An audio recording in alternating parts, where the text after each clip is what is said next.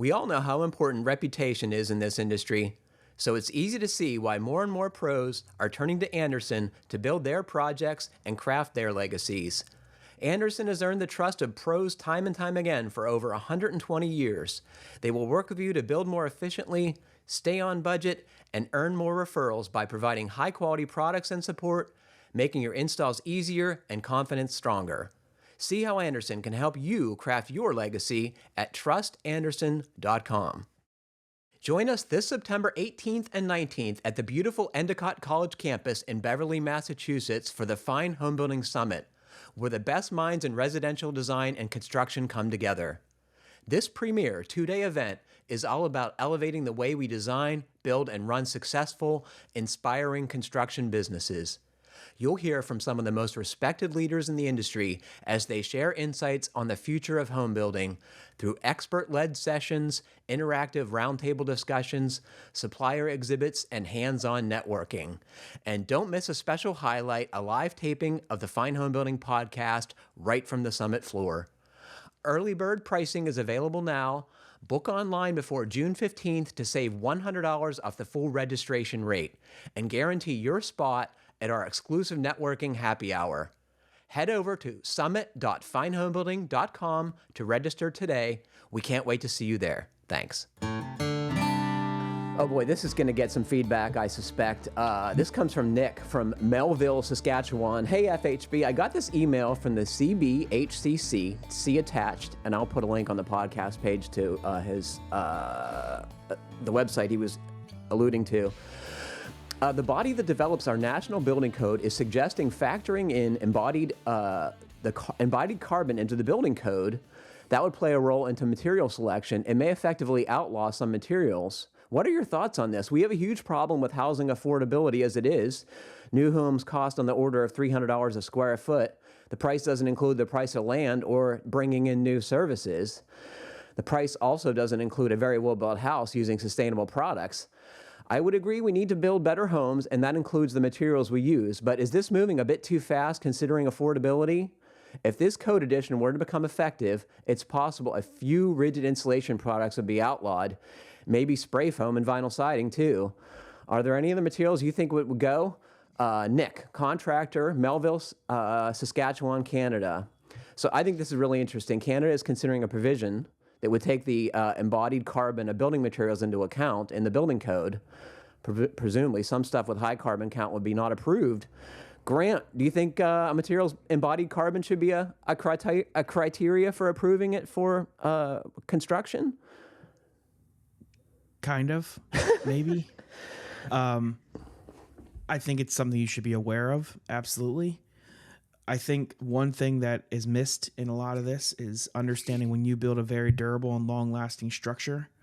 Yeah, you have embodied carbon, but if a house is sitting there for 500 years and that envelope is functioning for 500 years, the embodied carbon of the foam you use to build it is a lot less of an issue than a house that needs to be ripped out or foam that needs to be ripped out in 20 years.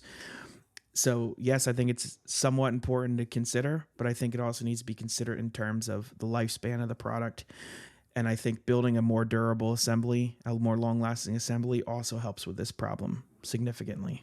I'm going to let Brian go here in a sec, but pushing back a little bit, how does a building inspector determine the durability of an assembly, right? Like that is a difficult thing. And, you can check flashing and, details to some degree, but I don't know. That's a tough thing to analyze. What do you think, Brian? My answer isn't going to be all that much different than Grant's. I forget how he started, but I think he said kind of, and I kind of agree. I mean, we know that we are we know that our human activity is changing our climate. I just actually did some research because I felt like I hadn't actually done the reading to be able to say that confidently. And so I just did some research, and the bodies like NASA and the European Union and the UN, all kind of have these kind of meta studies or meta research papers that put everything together. And the there is consensus between 97 and 99% among climate scientists that our human activity is causing climate change. So if that is correct, then yes, then you would think that we would start to consider things like embodied carbon in things like codes for building.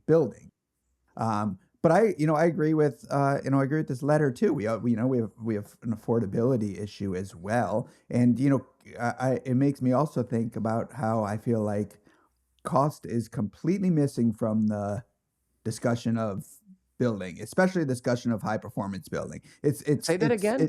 I don't understand it. Cost. Like cost. No one's talking like you can go on social media and you can look at all these high performance builders, all these people building great things, and no one is talking about what things cost. They're just showing very expensive homes with very expensive materials. Like, that's it's a completely absent discussion, I don't think that's helpful.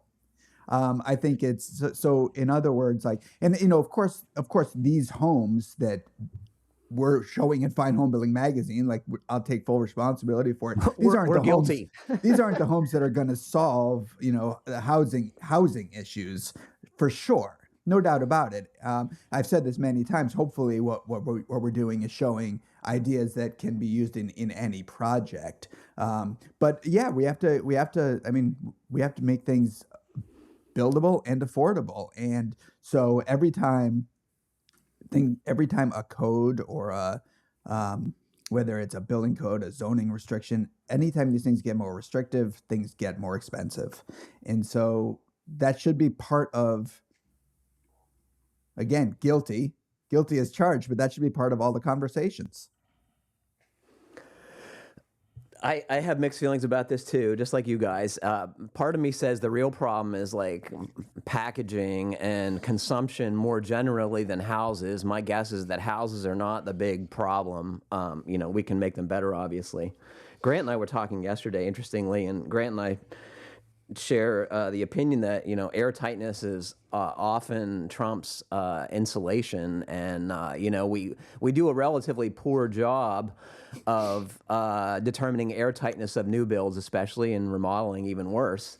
Maybe if we did a good job improving the efficiency that way, we would need to worry less about foam insulation and other things. And for God's sakes, it's easy. Look at Randy's article and do that. I mean, I've talked to so many people, and myself included, who on their first project with a little bit of care get the blower door results that people brag about. Yeah. It's like it's a few details, really, and a little bit of care, and that does not cost much. I think that's my point. Is like we often focus on the wrong things as humans, and I don't know that I know the right things, but to that point, I'm not afraid to say it, but I also think when we talk about the affordability housing, I think the other thing we need to make sure is we need to understand, okay, we need to set realistic priorities. Mm-hmm. Like, to me, the building envelope, right, should be the priority when you're building a house, because it's not easily fixable and it's not easily replaceable. You want to get me going on a rant? Get going, Grant.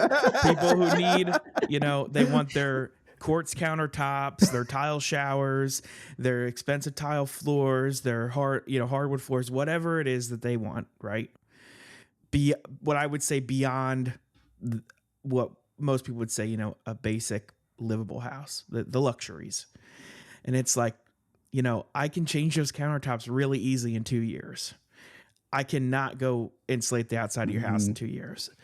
But I think a lot of that is a failure of education, is people don't understand that, And I just recently, there's a gentleman in my community having a house built to a fire company, and they're talking about the people building it, and they're like, somebody goes, "Oh, they built a nice house." I'm like, no, they really don't. Not really, not that company. Like, what are you talking about? They use Tyvek. Yeah, they use Tyvek, non-detailed, stapled up to the wall, not air sealed. They've never run a blower door in their entire life. This company. I'm familiar with them before this. And it's like, well, their houses look nice. Okay, yeah, they look nice. But again, I think we're missing the point of what is critical and what's important. Yeah. But that's that's a rant that we could talk a whole podcast Oh yeah, about that. and Grant, I'm sure this is true in many parts of the country. I mean, I've seen it in my travels for the magazine, and I bet Patrick would agree with me. But particularly where we live, there are remarkable craftspeople around here. Great carpenters, great tile setters. The finish work is outstanding, and often the houses, I don't know if they're outstanding. Yes. I don't know if they're outstanding. They're Yes. too big. They're probably uncomfortable, and they cost $1 million to operate. One thing that I hesitate to bring up a whole other aspect of this conversation, but is the complexity. Let's build simple things that work instead of Totally. complicated things that don't, and that's a whole other topic of conversation. But I think that also enters into the affordability conversation.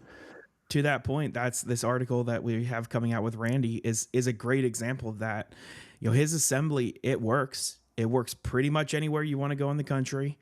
And it's not that much more expensive than, you know, building a wall with no exterior insulation. But the performance is there. It's easy to execute. You know, it's a great solution in that case. Like I've recently had, you know, I've had couple people I've talked to about different remodels before I came here. But one of the number one complaints I had or was hearing from people is, you know, it's a 2-story house and they're upset because the upstairs gets too hot in the summer. What can I do? And I'm like, well, you know, there's things we can maybe do now, but the solution would have been to put in the proper size HVAC system and balance it when it was built. You know, it's like now, and you say balancing to a home improvement or a home builder in my area, and they're like, are you talking about like on the beam at the park? Like balancing? I don't know what you're talking about. I hate to say it, but it's true. They don't understand, you know. Commissioning is just like a non-entity, right? It never happens. Yeah. And it's supposed to happen in the commercial world. And honestly, it doesn't happen a lot in the commercial world unless it's required by some kind of government-funded contract. Or things aren't working. Things aren't working. Yeah. Which, you know, I think I've mentioned the podcast. My dad's an HVAC engineer, does a lot of commercial HVAC design, plumbing design, things like that. And like, he's very good at troubleshooting, but he also started as, you know, a tin knocker before he went to college for engineering and things like that. And he always says, you know, a lot of times if the system's not performing, you're not getting the performance out of the system. That means the system's not performing how it was designed. It doesn't mean that the design was wrong. And so many times, and like a lot of times, it's a performance issue, or it was built not the way it was meant to be built. That never happens. Yeah, it's like, you know, balancing is a big thing he sees all the time. It's like, if you just would have commissioned your system, it would function. We have a great feature on that. I'll link to that on the podcast page about what is involved, and you know, I would look over my HVAC contractor and see that they're doing this because that can make things work or not.